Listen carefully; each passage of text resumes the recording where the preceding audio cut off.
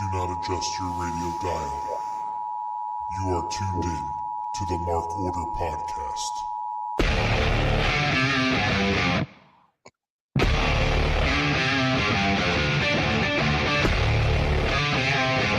Join the Mark Order.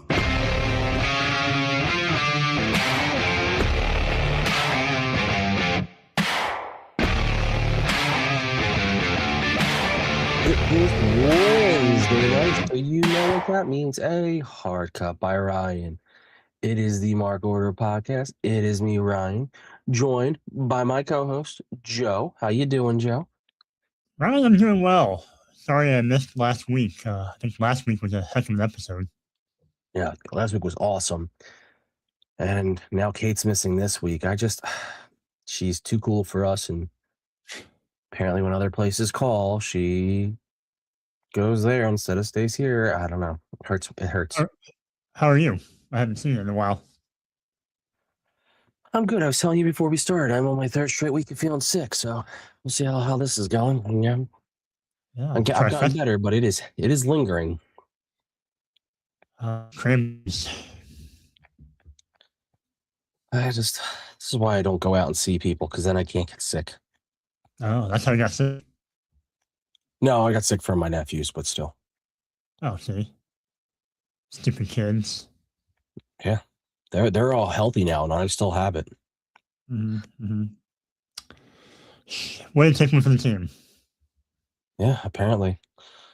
But, yeah, so if I sometimes don't get to the pause quick enough to cough, I will say sorry. High pieces in the chat. But yeah, so we're back. We'll make this a quick one because I'm not feeling too hot, and hopefully next week I finally feel better. I've been saying that for the last 2 weeks, so one of these days it'll be true. So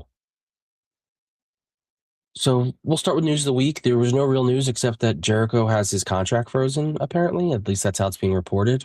That means he's not in the giant box that's coming in with WWE. Any thoughts? For a place that doesn't freeze people out, they do find ways to not put people on TV sometimes. No, I think this is kind of what we all kind of expected. And between him and other people who have not been on TV for long periods of time, whether it's Danhausen or Britt Baker or whoever else. I don't know. I mean, I think we all know where Jericho's going to end up at. Yeah, I mean, I think it's fair to say he's going to WWE. Maybe he could still be in the box if they know the timing of his contract. Scott's being nice to me. I must be sick. Wow. Yeah, but appreciate it, Scott. But yeah, I don't know if, maybe they know that his contract ends on like the 27th, even frozen, and then I don't know. But his reason's a little different because he takes time off to go like be with his band and stuff. Whereas I think like everyone else, like you said, they just don't use them. Maybe Scott's being nice to you because it's the start of Lent, and maybe he gave up, being mean to you for 40 days. Well, if he's like me every year growing up, that will not last. That's fair.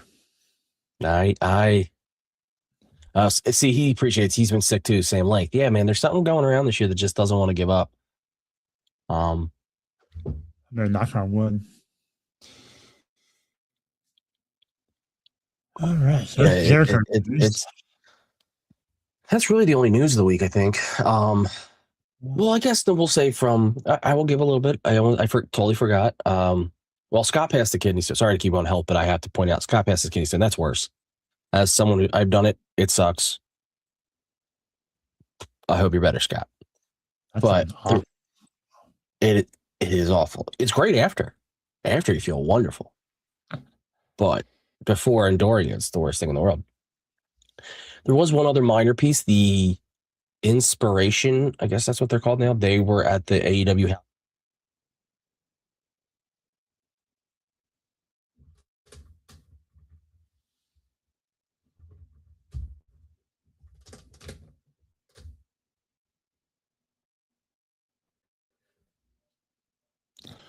I might have lost audio for a minute. I lost your audio. I don't know why. Nope, I accidentally hit mute. Oh, That was me. I'm like, gosh. Nope. But I was saying that, they're a comedy tag team, but they're an established comedy tag team. And if AEW wants a women's tag division, then you need established teams. So that's a pretty good pickup for them. Yeah, I think it's the right time for that. Right time for them. I wanted to show up, before they signed to TNA the first time around, but I think at that time when they signed to TNA, I don't know if AEW was as focused with the women's tag division at the time then. So I think now's the right time. And I think I thought it was an odd way of debuting them on their house show in Australia. I thought I would expect them to come out during Grand Slam. But yeah, I'm looking forward to some of the fun matchups with them. Yeah, I mean, I agree. I thought that they would have come out in during Grand Slam, but I guess maybe there was no room for them, or they didn't have a good plot, and I don't know. I'm with you. Grand Slam would have made more sense, but at least they got some pop in front of an Australian audience, being that they're both Australian and whatnot. Scott thinks that the Spirit Squad's in the box because that's how they got sent back to OVW. Listen, if this is a 20-year payoff, good for WWE. Oh. Now that is long-term storytelling. Oh, Nick comes out, yeah. But that is our news of the week. Let's get into this pretty fun Dynamite. It started with like some basic promos of everyone like, yeah, we're gonna do it. We're gonna kick butt. We're gonna win. Renee Paquette then previously interviewed Orange Cassidy. And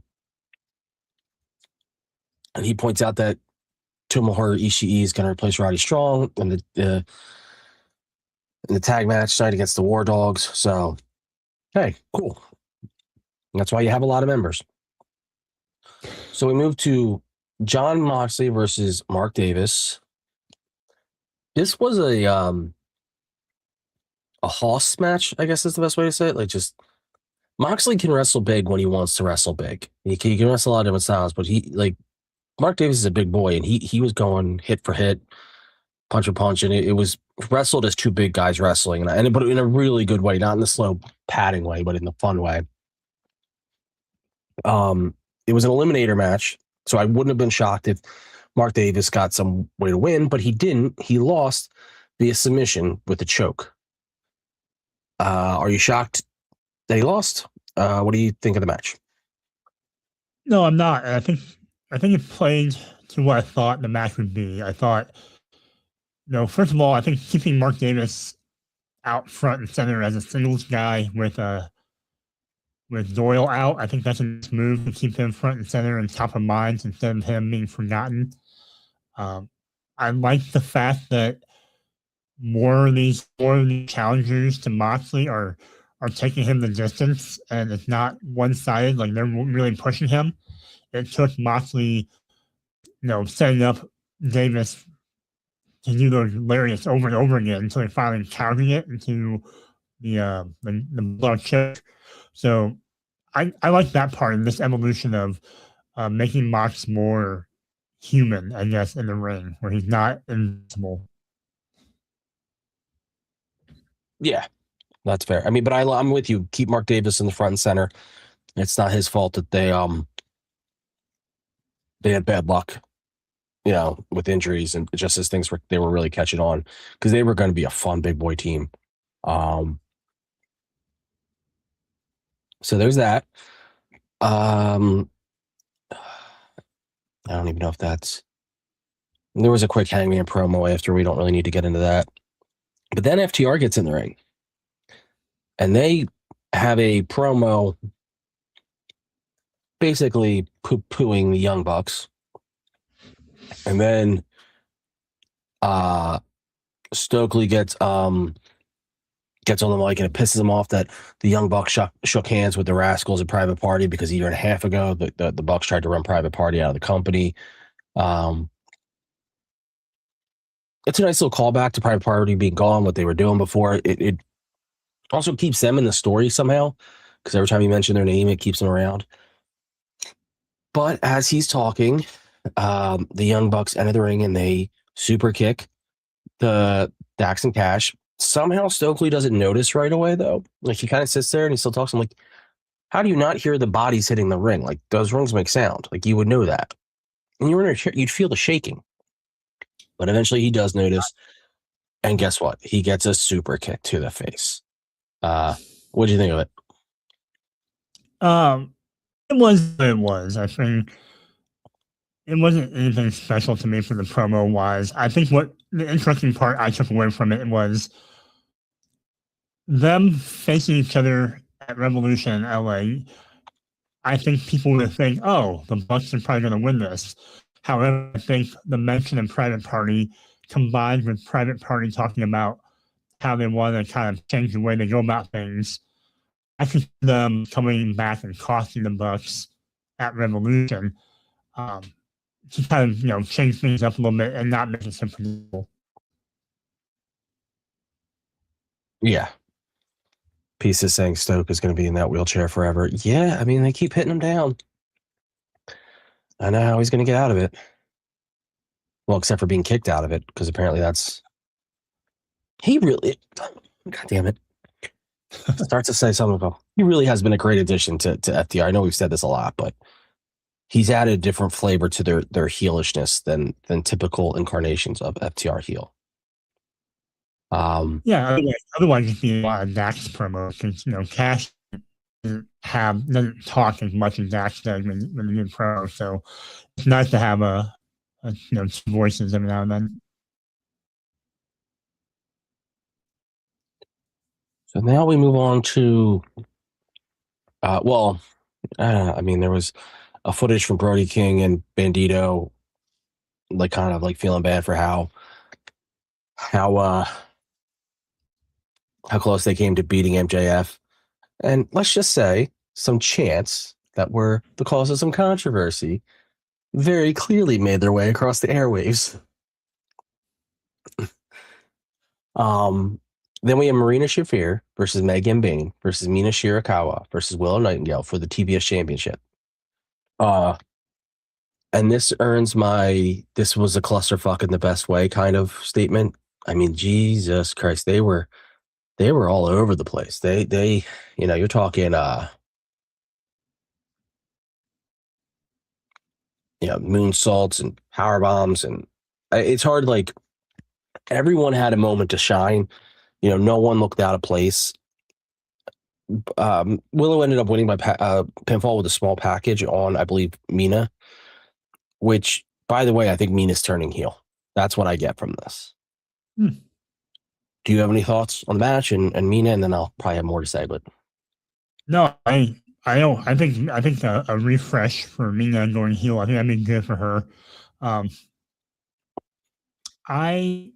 These 4-ways are always kind of a cluster, but I thought it was an effective 4-way. I liked that the crowd was so hot for it.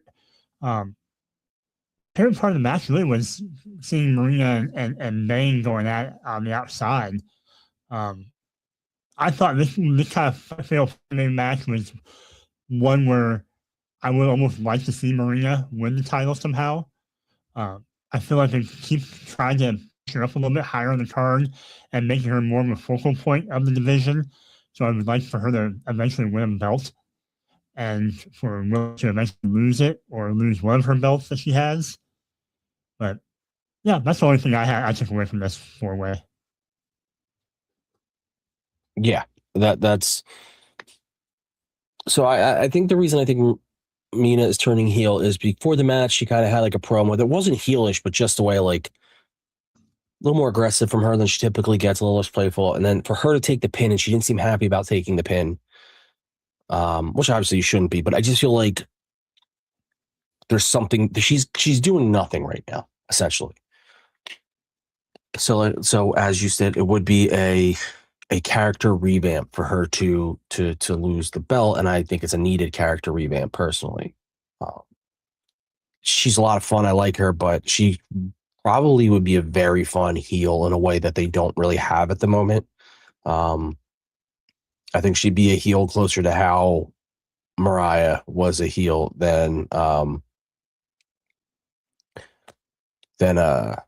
how anyone else. I could be wrong, but that's just my humble opinions.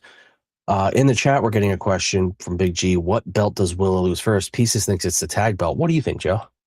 I agree. I think the tag belt makes the most sense. Her and Harley were thrown together kind of in a weird scene. It got over. They had their moments. But I would like them to drop into a maybe a more team or a team that's really focused on the tag team division only. Yeah, I'm with you. I think it's going to be the tag belt. I want it to be the tag belt because I don't see her losing the TBS and then solely focusing her time on the tag division, whereas I could see her losing the tag and someone else. So that's, I don't know who I want to win it at this point, but whoever wins it, get the no singles. Whoever wins it, stay away. Like, that's why the inspiration would be perfect. Come and win it because you know they're only going to focus on the tag titles. Like, stay away from the singles because that's what's killing it. It's every fucking time. They do this with the trios, and now they're doing it with the women's tag. Every time someone gets a belt, it's like, well, here's this other one. It's like, no, that's not fun. It just kills the importance of the one. You know, I wanted the women's tag belts as much as anyone. I just want them to be used properly. Mm-hmm. And I was excited when Willow and Harley won them because I thought Willow was nowhere near TBS title at that point. So in my head, I'm thinking to myself, okay, they'll focus on the tags. This will be what we want. This is great, grand, wonderful. And then it was the exact opposite. They immediately, almost immediately after she won the tag belt, they're like, here's a single so you can be distracted. Yeah. Pieces wants the Brawling Birds to win. Listen, they would be fun so long as they stay on the singles, the tag path. That's all I care about.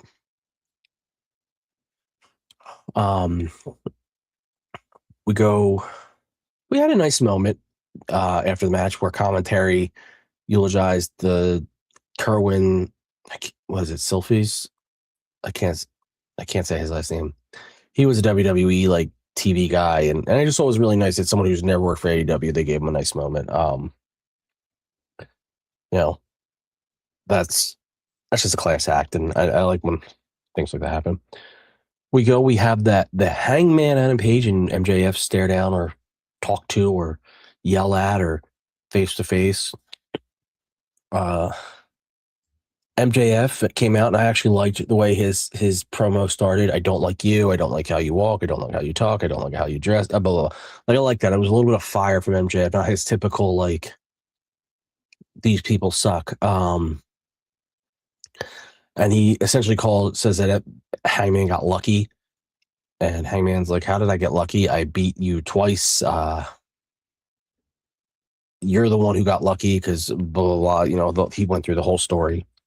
And they had a lot of back and forth. The one thing I don't understand is they went to the stipulation at the end of the match, at the end of the promo.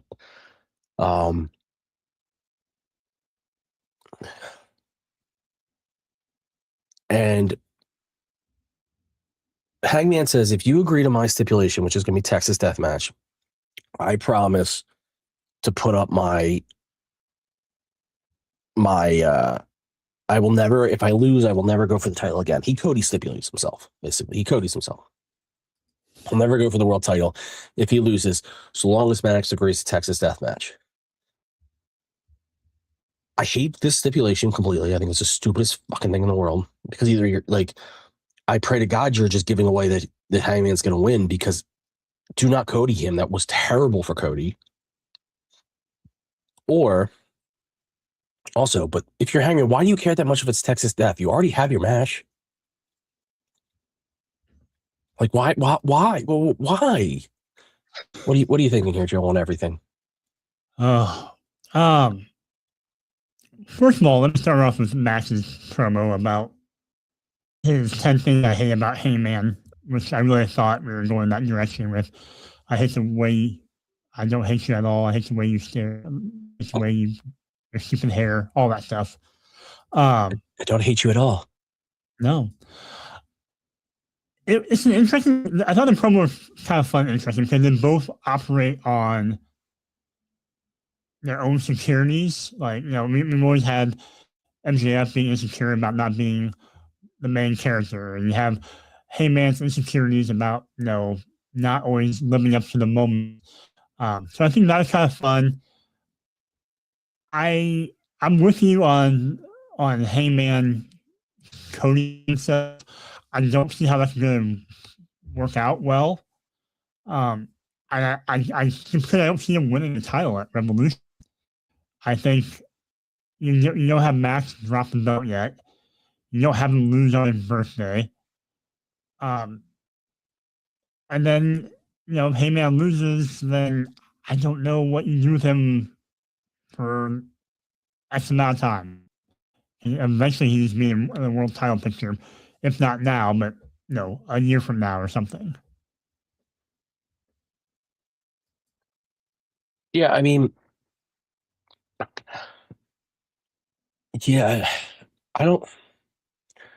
So Big G's saying, "Oh, it's as long as MJF agrees to the stipulation." I know that, but like, why do you care for that stipulation that much? I just don't understand. Like, why Hangman needs Texas Death so much to feel like he needs to beat MJF? Now, I got a question for you. Would it be really funny for MJF to say no, to hype it up as if this is going to be the big stipulation? MJF, no. It would be. It would be. But yeah, again, I don't see how MJF loses after being 0-2 against Heyman. Yeah. So you think Hangman just has no title shots ever again? I hope not. I mean, they have to figure a way to work around it if that happens. So yeah, I guess we'll have to follow this week. I mean, though, it could be a huge I don't want to say this. Part of a Hangman's turn, if they ever want to turn him again, if he's like, nah, screw it, I'm going for the title. True. It's the thing. That's the thing Cody wouldn't do. And everybody's like, well, turn heel and then you can go for the title because you're a heel now. Who cares that you stipulated that you no longer have honor? But if he's like, yeah, I can see that happening, especially if someone like Kenny or someone had the title at the time. Unrelated, completely unrelated. Are you a hockey fan? Not hard. I observe. I'm there. Do you know what happens if a regular season game goes into overtime? How it's played? Hopefully not like hockey in the Olympic rules. It's 3-on-3 if it goes into overtime, right? Oh, okay, yeah. Well, the reason I ask you this, and I don't care that you know this or not, that's why and I'm only seeing Jeremy of In the Weeds, Jeremy Lampert, great guy, posting the ones yelling at Skip Bayless, because Skip Bayless tweeted, USA beats Sweden in Olympic hockey. 3-on-3 is much more fun to watch. More open ice, more one-on-one shots and goal, less lucky bounce, high traffic goals in front of the net. Listening NHL, the NHL has had this for 10 years. I mean, you can't have 3-on-3 all the time. That's not fun hockey. But, oh my God, what an idiot. Sorry, I know that's totally out of left field, but I just was... I thought you were going to somehow weave this back into a... No. I just was very... Well, this is what happens when you have casuals who have to still have a hot take, say something out loud, and prove them that they don't watch the product. Ain't that the truth? But yeah, Skip Bayless is the worst, but yeah, big pieces pointing out, Big G pointing out, MJF just wanted it to be a regular match. That's fine, but why is Hangman so against that? Why is Hangman risking future title shots against a known cheater, a guy who could weasel his way out of this because you need a Texas death match so much? Like, it just... He's from Virginia, and they're going to be fighting in LA. Why do we have Texas Death? Yeah. I like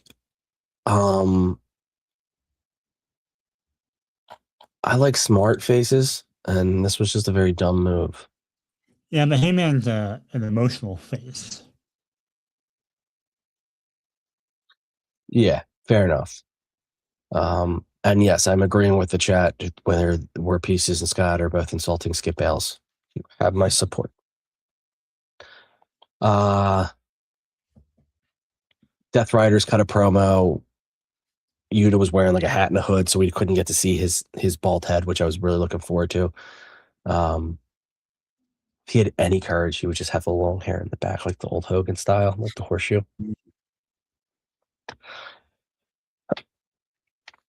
Moxley calls the Death Riders coyotes, not wolves, because coyotes don't need work or some bullshit. I don't know. They challenged the Callis family, and the Callis family agrees later on in the show to a match on Collision. During that Callis family segment, Okada takes another shot at Takeshita, and then Andrade cuts a promo. I mean, none of it really that big, but the Okada Takeshita stuff, they're pulling. Looks like they're going they're going a little harder at it. I like it. I just want the match. I don't know. I'm tired of this. It's just like slow play. I want the match, and then I want to figure out what happened with Cal and where he falls into this. You're right. Just get to it at this point. We move on to War Dogs versus the Conglomeration. Thank you. I could not stop that cough from coming out.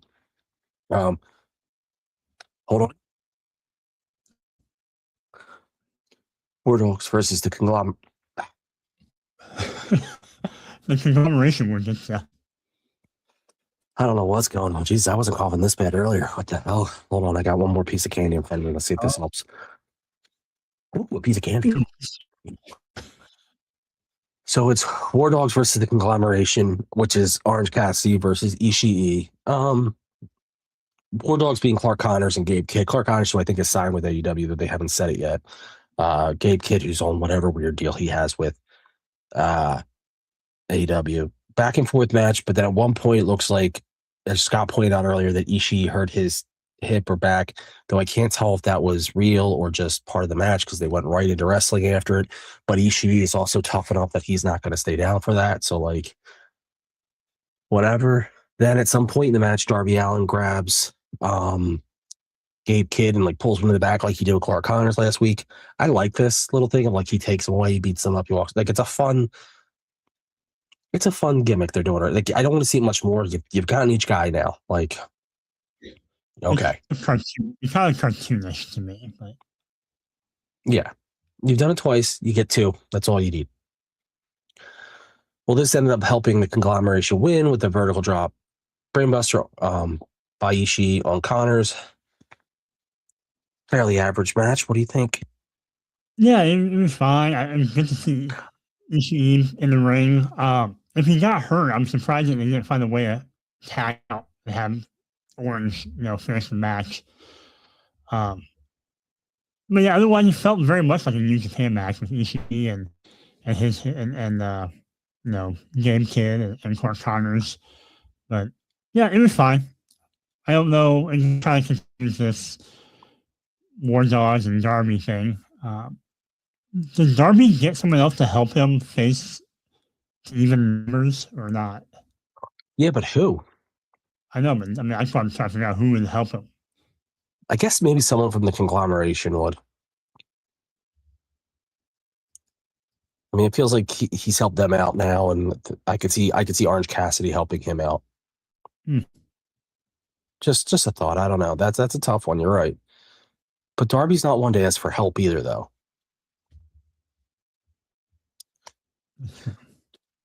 I don't know. That's a good question. And now I have to think about it. I'm gonna go. We're gonna have to move quickly because this is getting worse. We had a Hook promo basically saying while Samoa Joe's hurt, he's in charge of the ops. Shibata's recruiting in Japan. Hook is recruiting here. I liked the promo. It was pretty quick and easy. Yeah, it's a different style of promo for Hook. There's a lot more talking that he usually does from what I've seen of him. Question is, if you're recruiting, you had a whole dojo. None of those guys are good enough to be called up? Apparently not. They need a new dojo. We did see the day. The loss of Hobbs. Like, oh yeah, the other kind of disappeared. Well, yeah, they don't acknowledge that. No. We then move on to, I think this is the debut, the wrestling debut of the Brawling Birds, Alex Windsor and Jamie Hayter versus Becca and Viva Van in a very back and forth match, which I was glad to see because I like both Becca and Viva Van. Becca's a lot of fun. They gotta let her character come out a little bit, and she's got a lot of it. But Brawling Birds look good. This was a good match, and I think Viva Van and Becca should be on the radar for AEW. What do you think? So I like Becca and Van. I don't like the fact that I want this to be the classic squash match. Like, you have the Brawling Birds and try to introduce them as the powerhouse tag team. I want them to dominate whoever they're facing right away. I know that's kind of an old booking trope, but that's what I wanted. I thought Becca and Van got a lot of offense in there tonight, which surprised me. But my really minor gripe was just they have too much offense in. Yeah, that's fair. For a debuting team, I agree. Like you're showing off the Brawling Birds. They probably should have won more. But this is the second week in a row, though. Second match in a row, I should say, for Viva Van, where they've let her have a lot. So I think she even had a promo package like one of her last match. So I think she's taking a step up. We go to the back. Renee Paquette is with Piece is asking is Viva signed. I know she's with ROH. I don't know if like she's got the AEW full thing. Her contract's probably one of those weird ones. But we go to the back. We have Renee Paquette interviewing Statlander and Thunder Rosa. Statlander is not cleared. She just wants to, but that's okay. She just wants to fight Tekla. But Rosa did get cleared, and she is going to fight Tekla. So good for Rosa to finally come back. She's been hurt for a while. Yeah, I'm hoping that she can stay healthy, though. She seems to have bad luck sometimes. Yeah, agreed. Then we have the Beast Mortis versus Kevin Knight in a fun as fuck match. That's the way I'll describe it. Some really cool off the ring dives, just splash. These two went at it, and Kevin Knight wins with the UFO splash. Anything to say? I just thought it was a lot of fun. Yeah, really fun. Mortis because you make him guy, and for him, it's a good match with Kevin Knight because of what he can do. I like the fact that they keep pushing Knight as a singles guy. I think he is definitely like kind of the breakout star between him and Bailey, their tag team. So I'm hoping that they will eventually drop the trio titles, perhaps as early as this weekend. So, Heyman can do his thing, and maybe Kevin Knight can focus on singles gold. Yeah, I'm just hoping they get the trio championships to the demand. Yeah, that's agreed. So then we move on. There's some promos I'm skipping over. We move on to Kenny Omega versus Swerve. This was fucking insane. They were all over the place. Multiple finishers hit and kicked out of, just move after move. There was a ref bump where Swerve was leaning against the ropes. Aubrey went to check him out as Kenny's going in for the V trigger, and then Swerve pulls Aubrey in the way, so she gets the bump.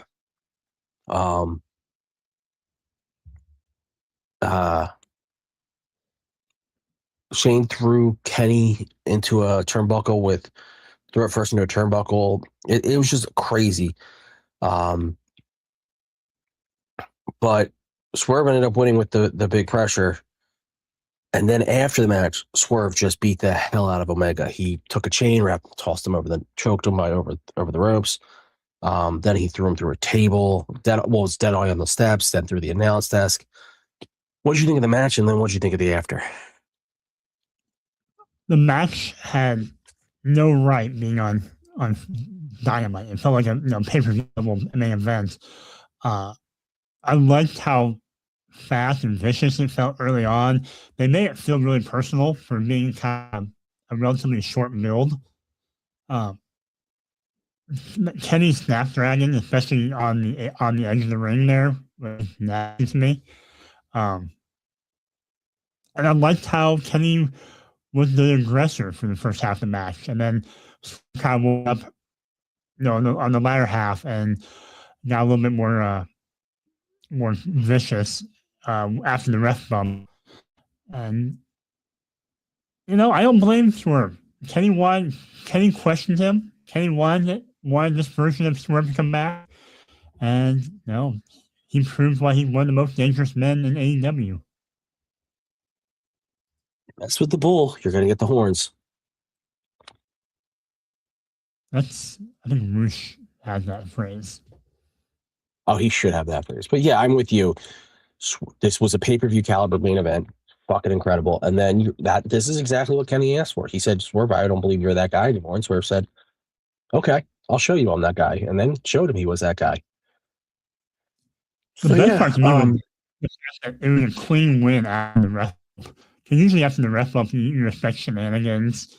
Well, I expected Swerve to win dirty. Yeah, but him winning clean was perfect. A lot of fun. Well, that's our show tonight. This was a quick one because, as you guys have heard, I am just losing my ability to talk without coughing. I am literally struggling right now, like I'm fighting back the desire to cough. Joe, when you're not here, where can you be found? Not coughing, but you can find me on social media at _Asian Joe. I still do a review blog sometimes. I haven't found any fun serials lately, but you can go read my old ones. I'll link them. That is in my bio if you haven't checked it out. Ryan, when you're not coughing, you're probably spinning up some history facts, right? That's true. So I'm also on our socials at Mark Order Pod, and then follow my history YouTube blog on YouTube at Here for History, at _Here for History on Twitter, at Here for History other places. I haven't done one in a couple weeks. This is why, because every time I try to record, I cough after a few seconds, and I'm not doing that much editing. It's not my skill, and I'm coughing every 30 seconds. So that's where I'm at. I appreciate your guys' patience with me. I wanted to, instead of skipping the show, I wanted to do one tonight just so that we could get one done. I'm hoping next week I feel a lot better, or Kate's around, and then that way you guys can have a real show without me coughing. But that's it. So with that, I'm going to put up our outro and then hit outro.